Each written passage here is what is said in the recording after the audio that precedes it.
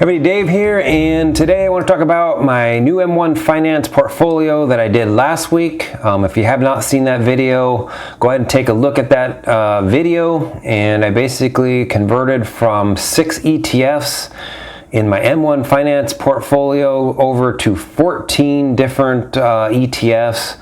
And I kind of talked about in that video that I wanted to do a cost analysis on the difference in expense ratios from the old portfolio to the new portfolio. So I've done those cost analysis, and today we're going to go over that. So let's go ahead and get started. Right here we're looking at the original portfolio expense ratio annual cost. All right, and so these are the 6 ETFs I had in that portfolio. I've done this analysis with $1 million portfolio balance. Okay, so, and I did it with 75% in the VTI, 15% in VNQ, 5% in VYM, 2% in VWO, 2% in VXUS, and then 1% in the BND. And those were the exact percentages that I had in my old portfolio. So, and you know, obviously these would be changed as time goes on. You know, you get a little bit older, you get, you know, you're getting close to retirement or something like that, then maybe you would reduce your VTI exposure down to bond. So it is fluid, but I wanted to go with the exact same percentages that I had in my old portfolio. There is the expense ratios for all of those ETFs there, and these are all Vanguard ETFs, by the way, and those are the amount of capital invested into each one given the percentage of allocation. So to the right here is the expenses for the particular ETFs. All right, so we're, you know, $225, $180, $30, $24, $18, and $4, with a total amount of annual expenses of $481. There's a pie breakout of the different expenses. Obviously, you know, VTI, given 75% has the most capital in it, is the highest amount of the pie. But that said, it does have a super low expense ratio. So, you know, there's over 3,000 stocks in there. It is one of the best ETFs you can really get into. VOO is another one, which is based off the S&P 500 with about 500 stocks in it. So those are the two I would recommend. I think they both have an expense ratio of 0.03%. So $481, that's not bad. Just to premise this, when I do the calculations on this, it's not including the compounded of the dividends or capital appreciation or anything like that. We're just doing a straight $1 million portfolio.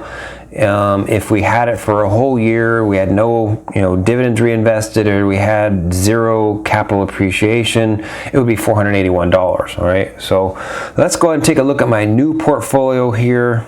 So here we're looking at my new portfolio, which I talked about in my last video. I broke that VTI out into the individual sectors, which there's 10 sectors in the VTI. It's missing the REIT real estate portion. And part of the reason why, if you haven't, you know, if you didn't watch that video, the reason why I broke it out is because I wanted to have more control, to move money around to different sectors, adjust the ratios of allocation and all that. So I'm using exactly the $1 million that I used in the old portfolio for the example here. These percentages are the exact same percentages that I had in the video, and these expense ratios are the exact expense ratios according to Vanguard's website.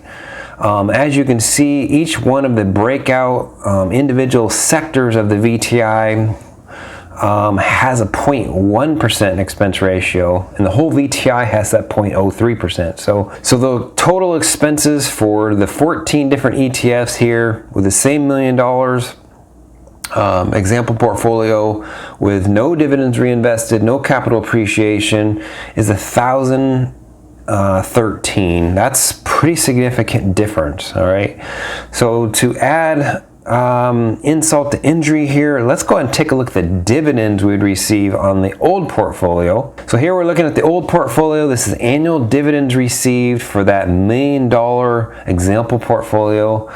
There's the dividend yield right there at current price of when I've taken these screenshots, which I believe was like Saturday or Sunday.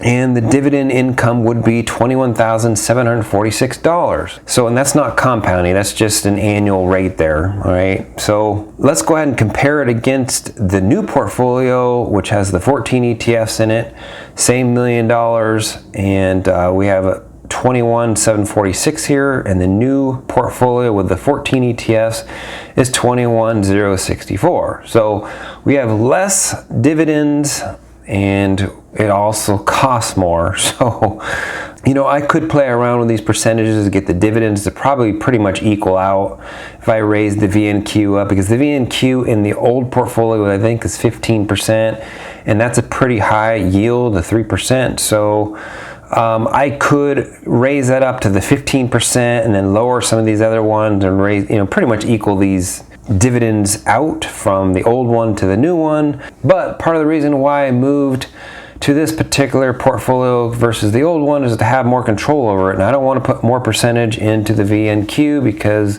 that is not where I want to be at this time. So all said and done here we paid more for expenses and we have less dividends. So really, was it worth it?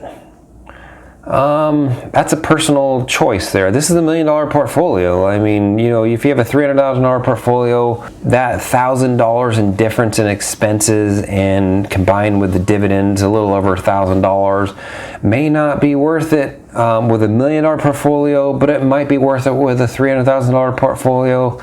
You know, you cut that down into the thirds and it might be $300 it's going to cost you extra per year.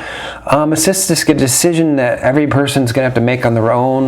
Looking at this, I probably would change this portfolio, maybe again, probably back to the old portfolio, but I'm not going to do it yet. I don't have enough money in my account to even really warrant that, so I'm not going to worry about it. As the portfolio grows, I will reevaluate this, and when the expenses get too high, maybe I will change it up again. Maybe when I retire or fire, I will go ahead and take a look and reevaluate it again and possibly go back to the VTI and my old portfolio basically. So let me know what you think about that. Is that $1,000, you know, too much money for you to handle with a $1 million portfolio?